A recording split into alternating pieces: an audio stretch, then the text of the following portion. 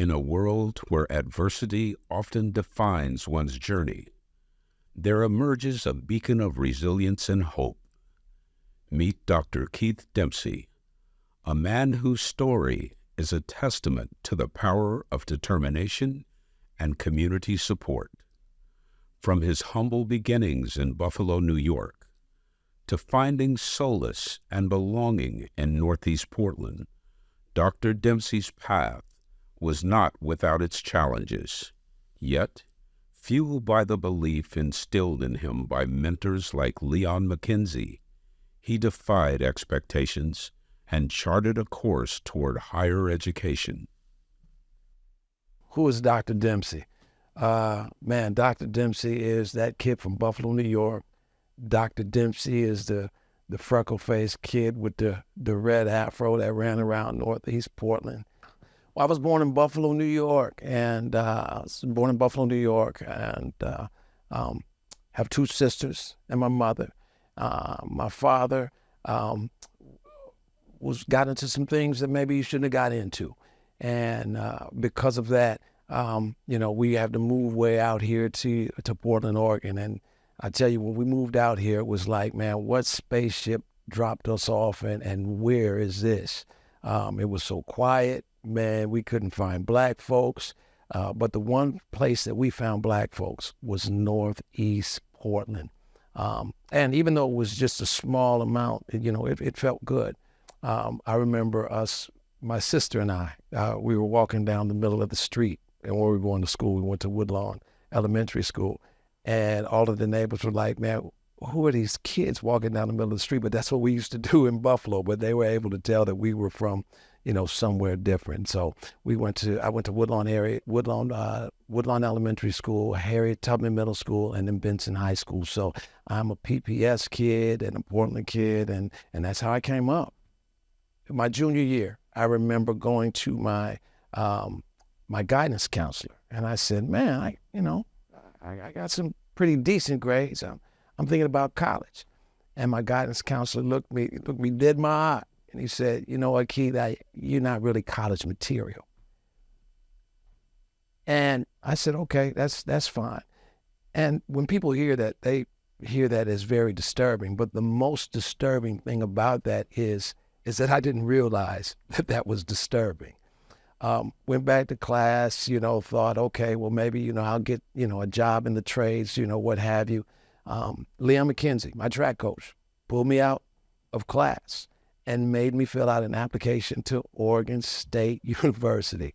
So I filled that thing out, and, and I knew if I didn't fill it out, Leon wouldn't let me run and everything. So I just went ahead and filled it out. And lo and behold, I got a letter in the mail that said I got into Oregon State University. So I came to Leon, I said, man, what do I do? He said, well, man, go.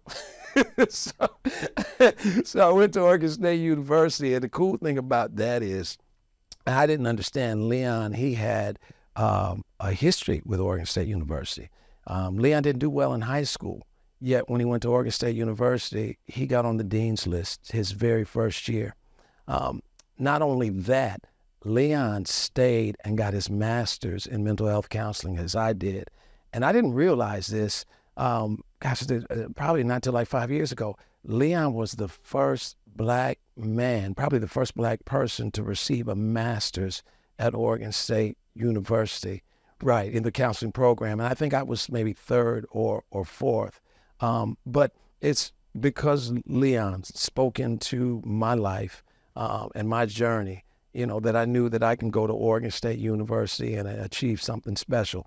And this has always been my goal, that I would go to Oregon State University and come back and pour into my community, because it's the same community that poured into me. So I was able to do that. So it's pretty exciting to see all of that.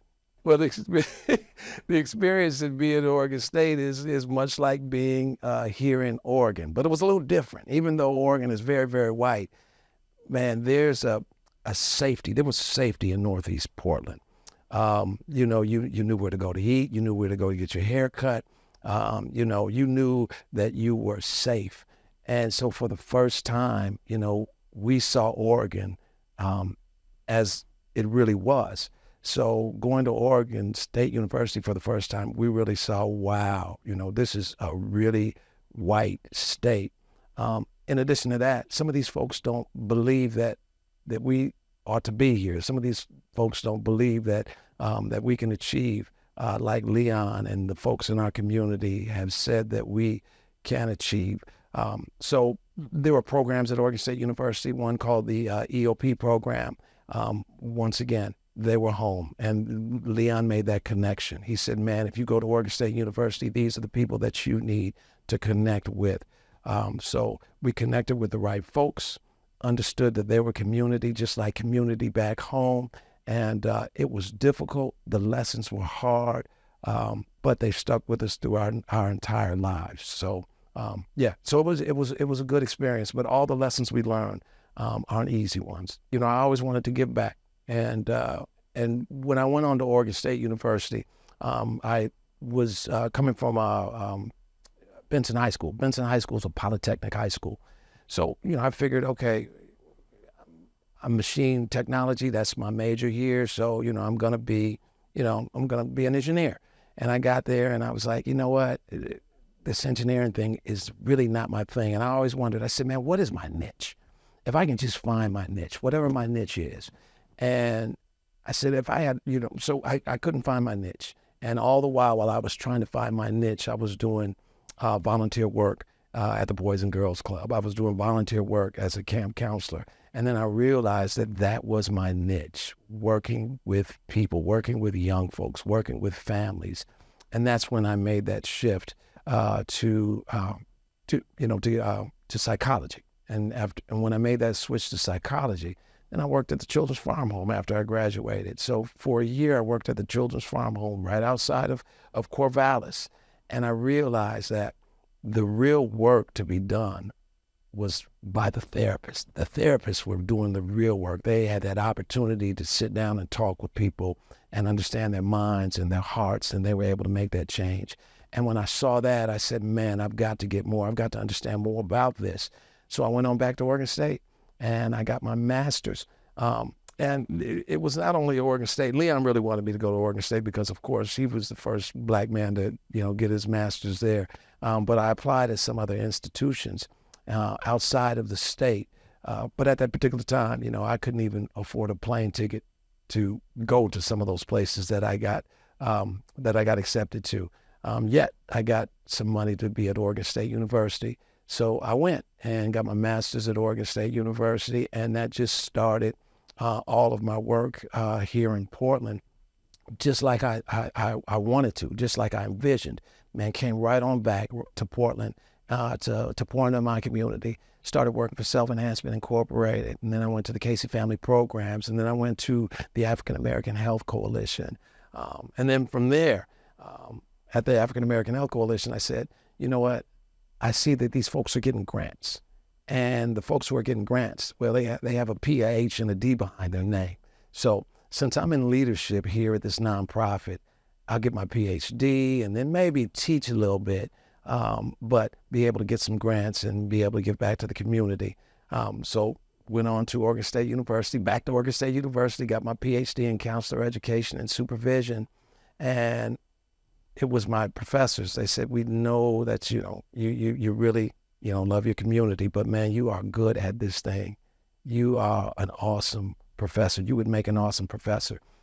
So I ended up going to George Fox University, and I was a professor for over 15 years. Half of that time there, I was a director and also served as associate dean. So that's how I got to George Fox. That's how I got to George Fox University, and that's how my education played a role in everything that I did. All of the first at George Fox, I didn't even realize that they were first.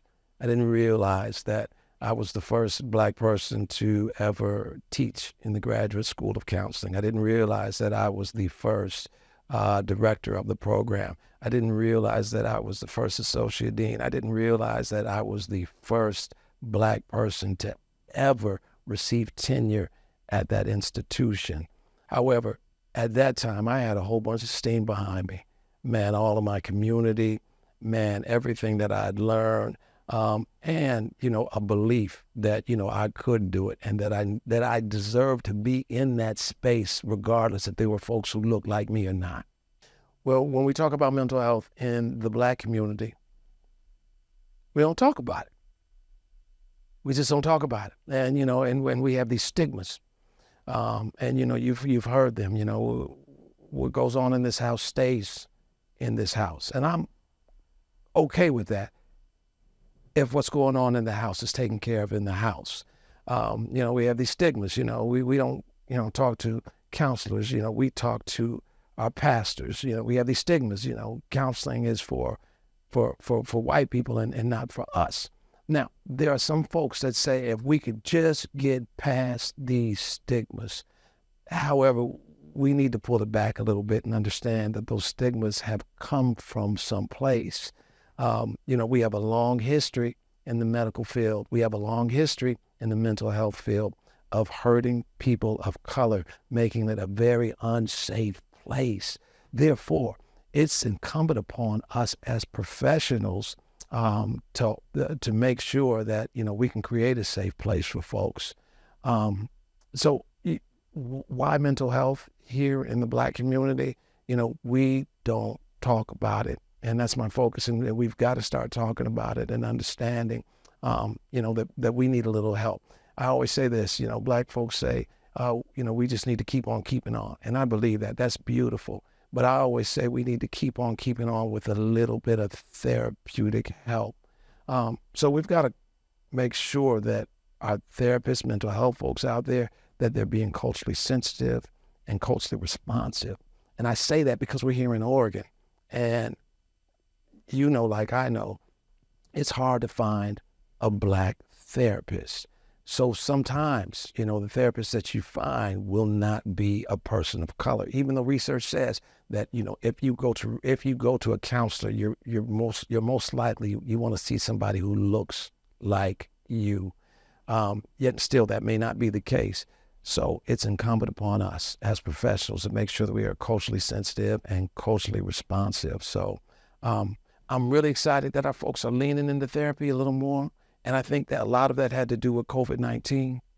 After COVID-19, it just got so bad that people said, something's going on. I need some kind of help. I'm glad that folks are leaning in, but we need more folks more counselors of color, to be able to help those folks who are looking for that help. I created a class at George Fox University called Racial Trauma. And when I travel across the country, when I do presentations, and colleagues are like, okay, well, what are you doing? What are you working on? What's new? And I say, oh man, I just created this class called Racial Trauma. I get two responses. One is, oh man, that's dope. I'm glad you're doing that.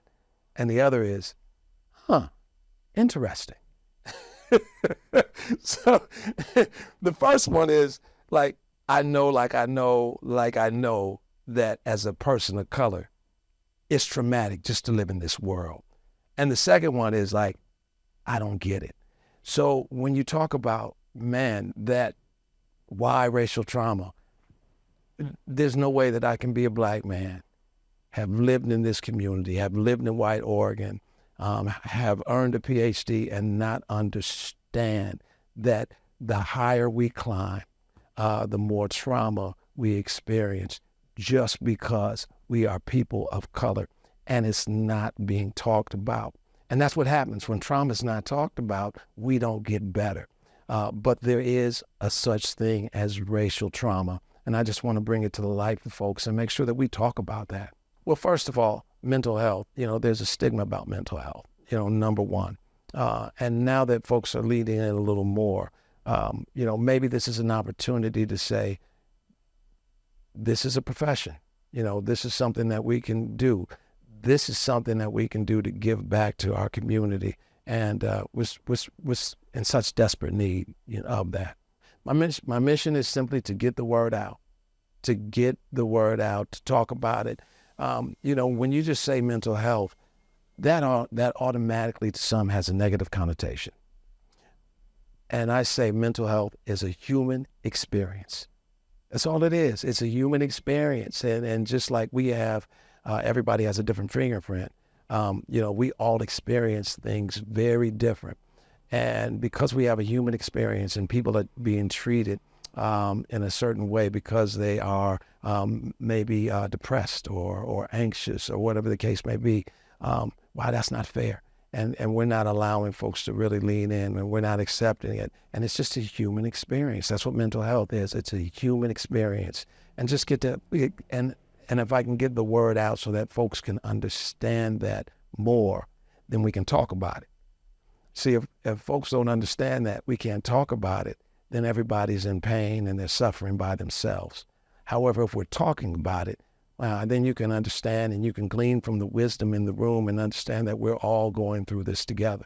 I'm a member of Kappa Alpha Psi, Black fraternity, one of the only Black fraternities at Oregon State at the time. And what this fraternity meant to me was huge. It was family. I told you, here we are at Oregon State, not too many Black folks, but they were family, and we would get together and we would support each other. We would encourage each other. And some of this stuff would happen at step practice because we were on the step team and everything. And step, it just unified brotherhood, unity, and love for me. After I graduated, I started working with some kids at Self-Enhancement Incorporated, and got the boys together. We're going to do a little step group. And, and they were like, okay, we're going to do the step thing. And then I started putting words to it, the same words that I used in college. Man, this is about unity, brotherhood, and love, because they thought it was about a performance. And the people who came thought it was about a performance. And I had to let them know, no, this is more than just a performance. This is something else. These babies are about to be the leaders in the community. These babies are about to be the doctors in the community. These babies are about to be the teachers in the community. And that's what the program was. It's about, exercising unity, brotherhood, and love through the vehicle of step. And at the time, I really didn't know how powerful it was. It was just something that I was doing, something that I felt that I should do, a way to give back. Yet I've heard parents over and over again say, man, the impact that you've had on my son's life was just incredible. So that's the Baby Steps program, and I'm picking it back up as well. Last year we did it at Kairos Elementary School, and once again, still doing that piece. Coming to Self-Enhancement Incorporated was like coming home for me. I mean, it really was coming home. It was my goal to go to college, get this great information and bring it back to my community. And Self-Enhancement was the first organization that I came to. And I always called it like my little Atlanta. They were focusing on Black kids, supporting Black kids. So I think it is important, so important, that even here in White Oregon, that we still have programs that focus on our Black youth, our Black families, and are unapologetic about doing so. In order for me to have a legacy, that means that I provided the way for someone. That means that I've spoken some positive words so that they would be able to do that. I think about George Fox University. I have a colleague there right now. She is Dr. Amber Nelson, and she is going for tenure. And she's going for tenure because she saw me do it. And if anything, I would want Dr. Nelson to be able to say, man, I was able to go for tenure, because I went, because Dr. Dempsey went for tenure. I would want some of the kids that I've worked with to be able to say, I believe in myself because Dr. Dempsey believed in me. So not so much about me and what I've done, but what I've poured into other people's life, because I want them to be able to do the same thing and pour into other people's lives. Keith Dempsey is the kid that people like Leon McKenzie and Paul Knowles and other greats poured into my life and told me that I can be. And Dr. Keith Dempsey represents Northeast Portland. That's who Dr. Keith Dempsey is. Thanks for tuning in to Oregon Hidden Legacy. For more information about this podcast, go to OregonHiddenLegacy.org.